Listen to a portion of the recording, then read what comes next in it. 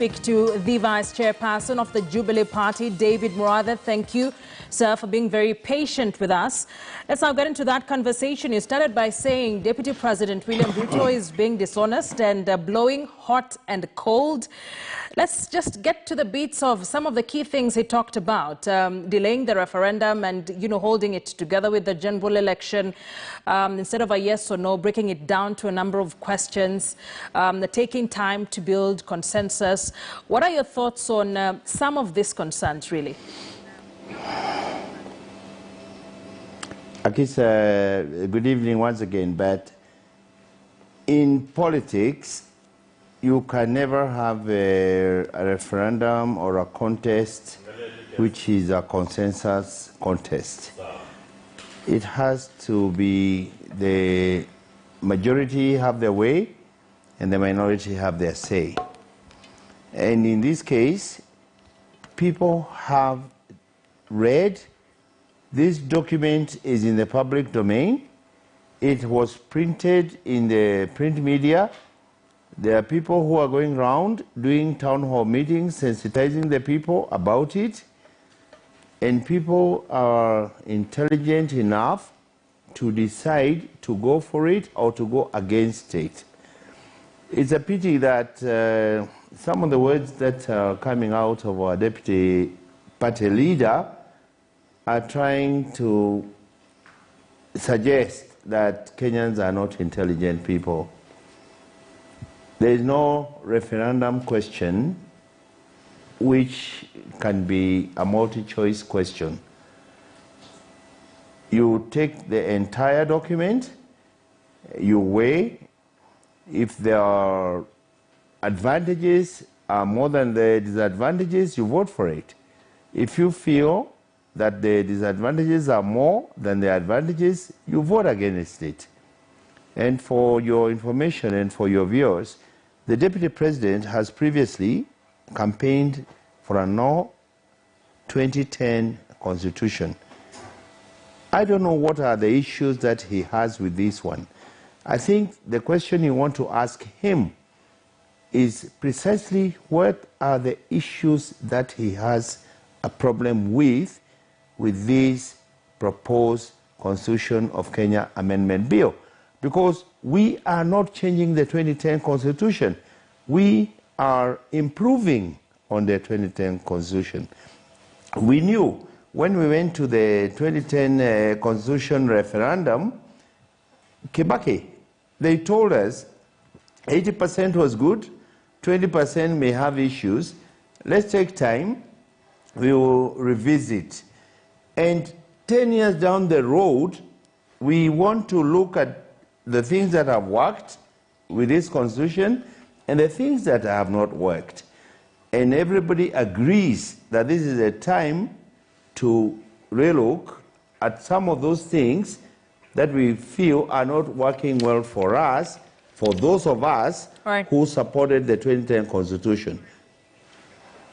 The DP avoided, giving an outright yes or no to this particular document, saying that we cannot reduce this into a yes or no affair as has been the norm. From where you sit, why do you perhaps think the Deputy President avoided coming outrightly with his position on this document? Because he knows the outcome. As I'm talking to you right now, tonight, we have more than 4 million people who have signed up for this document. There are some people who are obsessed with the 2022 election. We are not talking about 2022. We are talking about posterity. We're not talking about Uhuru Kenyatta. We're not talking about Raila Odinga. We're not talking about William Ruto. We are talking about what is good for this country. And that is why we are saying the train has left the station. But could this perhaps, I don't know whether this comes as a surprise to you, but could it be a political strategy by the Deputy President not coming really out very clear to say whether he'll be mounting a no campaign or supporting this particular document? If at all it is a political strategy, How do you think this will serve his political interests? If you want to know a person's character, look at his friends. Look at the people he walks around with. His handlers, his supporters, his sycophants, they are all against this constitution. He comes out and says he is a principal assistant to the president. He knows where the president is. He is supposed to be where the president is.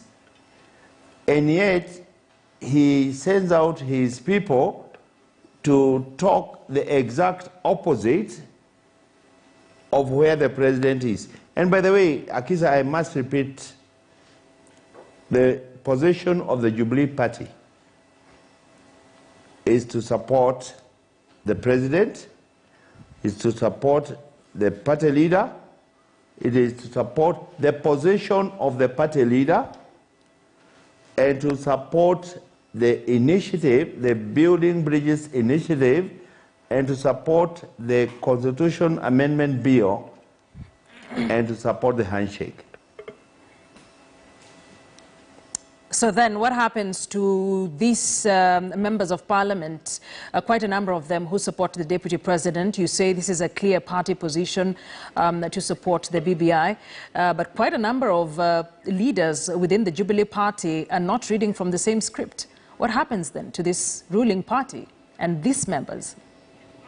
There are very few. There are very few. And I can assure you, like those numbers you are looking at yesterday, people like Mudama, Halwale, whatever, those are has-beens. These are people who they are not in active politics. They are leaders in their own right, and they can have their positions. But they made it look as if these are members of the National Assembly or members of Parliament. That is not true. You can count them. In Kiambu there are 2, in Muranga there are 2, in Nyeri there is 1. My friend, what has happened now is a rejig, and what we are doing to this country is a reboot. And we are not going to go back to the days where this country was polarized. Right. The president wants to leave the legacy of a united country. Right. That is what BBI is about. There are some people who want to have a country which is a winner-take-all, and the BBI is about expanding the space where people feel inclusion, right, and not exclusion. So then, and still I remember the last time somebody said, when you win, you take it and the other people are in the bush. Mm-hmm. That will not happen again. So then this view that you talk about, this view that you say, reading from a very different script from what the party position is, as a vice chairperson of the Jubilee Party, are there plans to take action against these members? What happens to them as we continue with the politics of BBI and eventual referendum? We already had a National Management Committee meeting the day before yesterday, I think, and we were dealing with the processes of the Nairobi County government. Our disciplinary committee made a finding. They presented to the National Management Committee. The National Management Committee runs the party on behalf of the NEC. Then we escalated to the NEC to accept, to agree, to modify, to even reject the recommendations. If you are going against the party position on some of these issues, they know the party constitution. And by the way, those possibilities are there for people to be disciplined. You can be expelled, you can be suspended. All those things are on the table, they are on the cards. Will this then, yes, this is on the cards. Will this then extend to the deputy president as the second in command in the party? It doesn't matter who you are. You have a party constitution, and the party constitution says and he must have read the party constitution, and he knows our Article 13 and what it says and what constitutes disciplinary action. And by the way, we are not about to provoke anyone. He is on record saying he's a principal assistant to the party leader. He has been consulting with the party leader. He is on record saying his concerns were addressed after consultations, further consultations with the party leader. I would like him to come out and tell Kenyans what exactly in this BBI proposed amendment bill he's uncomfortable with. Is it that Mount Kenya is perceived to be benefiting from the equalization of the one man, one vote? Are we saying that the reasons the DP gave yesterday, ranging from issues to do with the judiciary, gender representation, economic issues, saying that perhaps the money we would spend on a referendum should be channeled towards COVID, the issues that he raised, and especially within this document, are you saying that they're not satisfactory? How can he talk about COVID? When did you last see the Vice Deputy President wearing a mask? And yet he's having rallies, and only in Mount Kenya, with the multitudes without masks. And yet the protocols of the Minister of Health and the government is social distancing, self-isolation, clean hands and all that. I can't understand that. But by the way, leave that aside. What we are dealing with here is not a change in the Constitution. This is an amendment, it's an improvement of the document. And if, as he says, he consults with the party leader, they must have had this conversation. And they must have agreed that this thing is good for Kenya. And that's why I repeat once again, he must come out and tell the people of Kenya, what is it about this document that he has a problem with? All right? Yeah. Because if you look at the judiciary, about the ombudsman, for example, there are people who feel that the judges, for example, are not fair to them.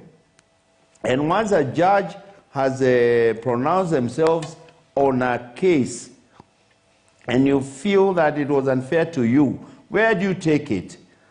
We are creating the ombudsman. It's in America, it's in Europe, it's in the whole world. There must be somewhere where you take your complaint about a judge. Can that judge be appointed by a judge? It is not possible. You must have an independent person who appoints that person. And I'm sure the Deputy President is alive to this fact. He was among the people who were saying we are going to revisit when the Supreme Court nullified their election. And now here he is purporting to be the lawyer for the judiciary. There was seemingly anticipation, really huge anticipation for a hotly contested referendum, perhaps next year, that would then serve as a litmus test before the general election in 2022, that the Deputy President, William Ruto, is not likely to mount a huge no campaign. Does this in any way upset the strategy within your camp, the political strategy within your camp?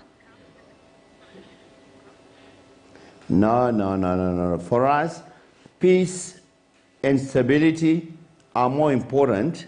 The end justifies the means. If you get the desired outcomes, it is not necessary that you have a contentious contest. And by the way, if people can agree, then you do not have a need, you know, something called out-of-court settlement.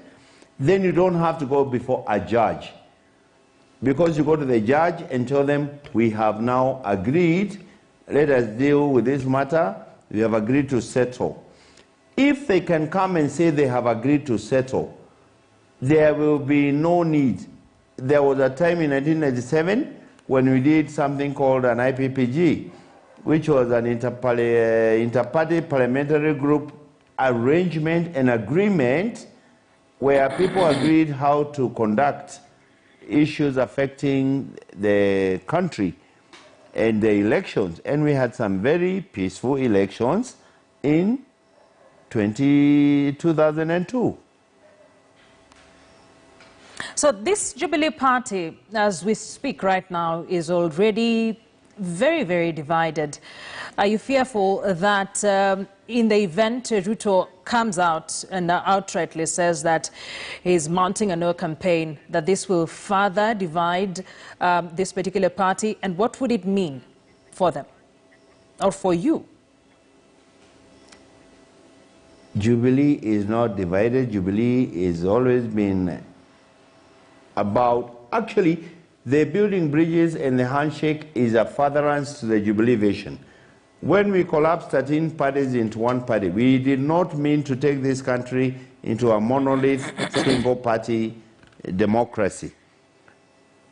I know it works in places like China. I know it works in places like Cuba.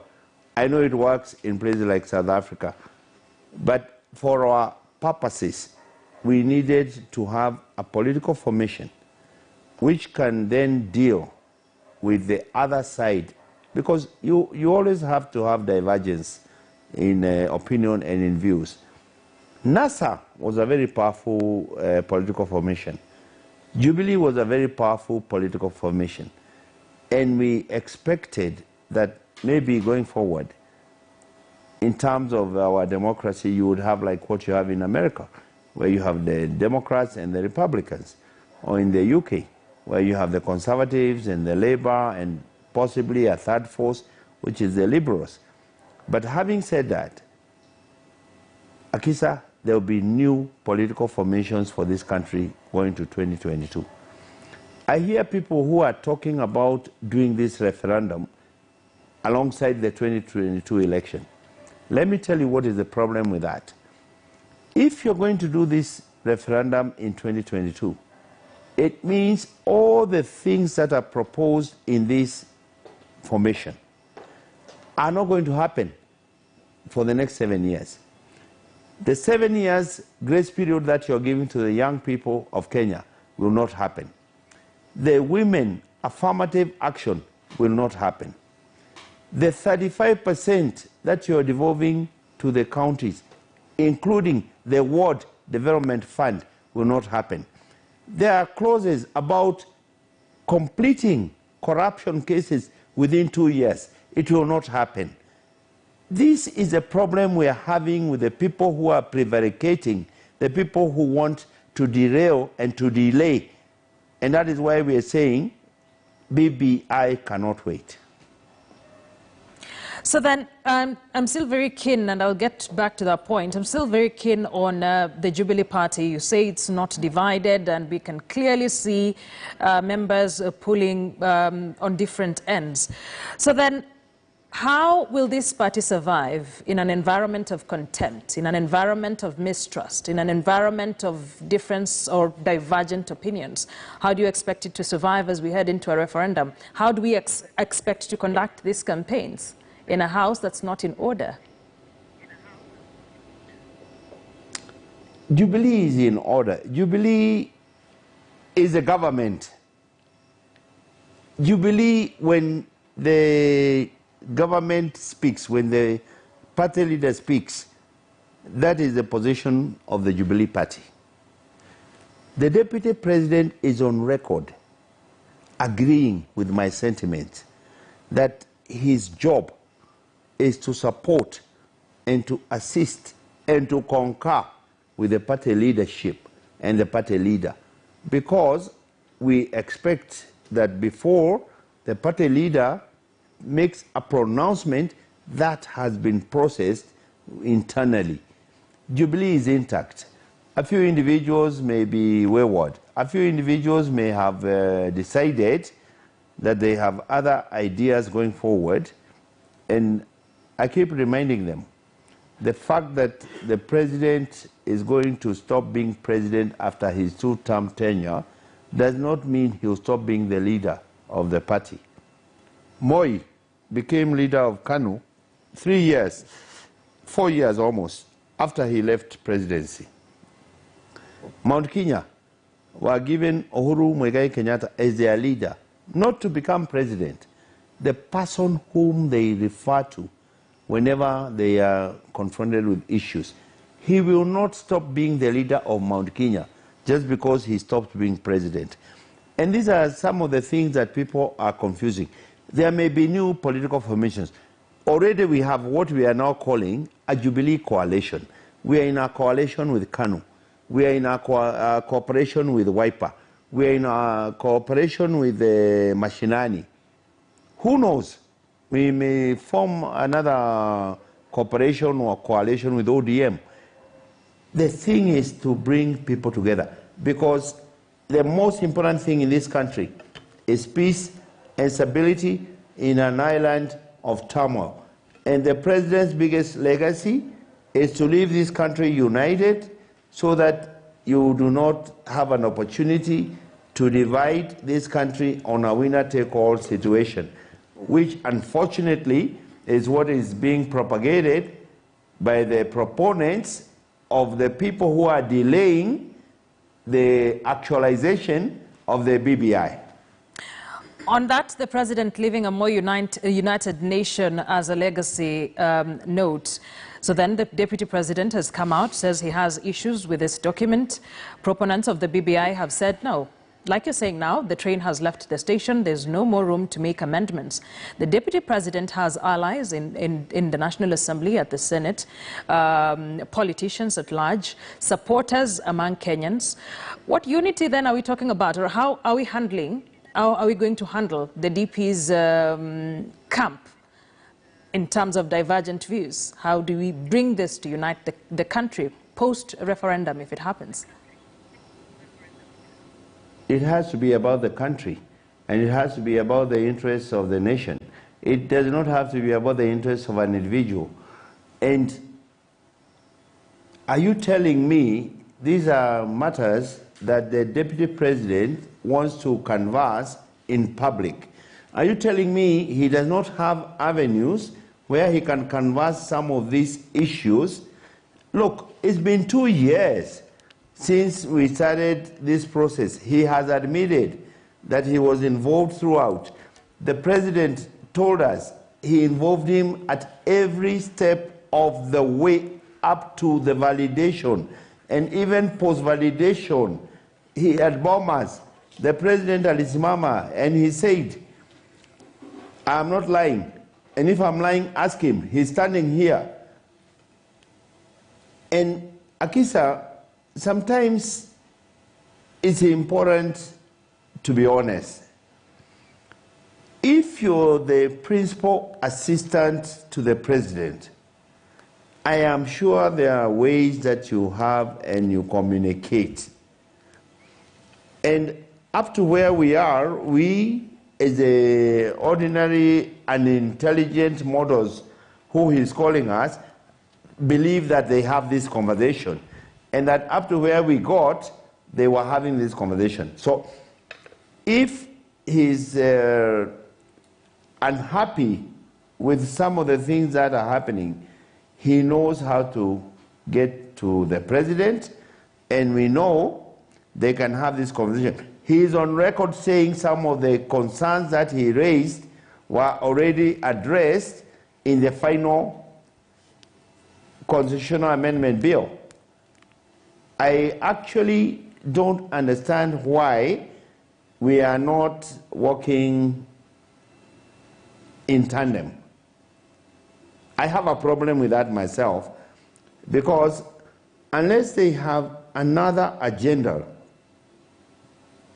they need to come out and tell Kenyans specifically what it is about the BBI that they have a problem with. Is it about creating more opportunities for women? Because we have said if women participate in the election, they get the top priority depending on their performance for the 70 extra slots. It doesn't matter whether they are Mount Kenya or Nyanza or Coast or wherever. Number two, is it about this 2-year you must finish issues of corruption? Because we know how people have been manipulating courts in terms of corruption cases. They can last 10, 15, 20 years until people die and some of them are forgotten. BBI and the handshake are going to re-engineer the way we relate to each other and the way we do our politics. And there's going to be predictability. And this country, whether it's investors, whether it's foreigners, whether it is Kenyans, you will not be afraid that you are going to be cautious about investing because an election is 2 years away. And even after that election, for the next 1 year or so, so we only have a shelf life of like 2 or 3 years to do business. Okay, let's turn it around a bit. If the Deputy President comes out right now and says that he supports the BBI, he will be supporting it even in the run-up to the referendum. He has to sign. Akisa, I'm sorry. Akisa, I'm sorry, I don't like to interrupt you. Go ahead. This man has been on record saying he has supported. We want to see him signing. Musalia signed, Kalonzo signed, Raila signed, Uhuru signed, Gideon Moi signed, Wetangula signed. We have seen governor signing. When will he be captured on TV signing? He has to sign. He has to do it publicly. So then if he supports this, yes, will it be a guarantee for him as a deputy party leader that the party will back him in his 2022 presidential ambition, or will he have to battle it out with other presidential hopefuls within the party? What happens? We are a democratic party. He has potential competitors. And there could be new formations. And he has to find his space in the next political dispensation. So he will be battling it out. Earlier on, you've talked about formations quite a lot, and that there will be new formations ahead of the 2022 general elections. You've also said that perhaps maybe, you've used the word maybe, there would be a coalition with ODM. Is this in talks, given the kind of good relationship these two parties are enjoying currently? Are we considering a formation with the ODM party? No. Don't take me out of context. We have the Jubilee Coalition. They had the NASA Coalition. I'm saying in the new political dispensation, we need a transitional leadership akin to what happened in South Africa. And we are saying, I am saying, and this is not the position of the party, I believe we have a Mandela moment. And that Mandela moment is Raila Amolo Odinga. Yeah. All right. You make your point. I'd like us to wind it up with, so what next? With all the signatures already collected, you've said the train has left the station. Is there space for the Deputy President in all this? It is not possible. Look, the term of the task force ended when they brought the validated report to Bomas 2. Even the things they are trying to suggest that need to be included or amended or or tweaked in this new document, who is going to do it? There is no possibility. Unless now you create a new task force and gazetted. Remember, this was a task force which was funded by taxpayers' money. It was gazetted. It had a shelf life. Its term ended. They produced their report. Their term ended. Unless you create a new task force, who is going to tweak that report? All right, so no space. I think that is clear enough. Initially, the National Management Committee had made recommendations to the National Executive Committee for the removal of Deputy President William Ruto as the deputy party leader of the Jubilee Party. Did the NEC accept this or reject it? No, that's not true. That's not true. We have never, as an NMC, made a recommendation to remove the deputy president. We have made recommendations to discipline people, and if you check our disciplinary procedure in our constitution, like we had people who don't toe the party line, like senators. Now, the other day we had MCAs of Nairobi County. We can't go there. The deputy president and the president, who are the party leader and the deputy party leader, are the ones who brought us all together. We don't go there. But the rest of them, the members of the NEC, and the majority leader like Duale, we had to remove Washiali, Murkomen, Kindiki, those we can remove. But not those two. So going forward, what do we expect to see from the Jubilee Party? Oh, it's going to be your ANC.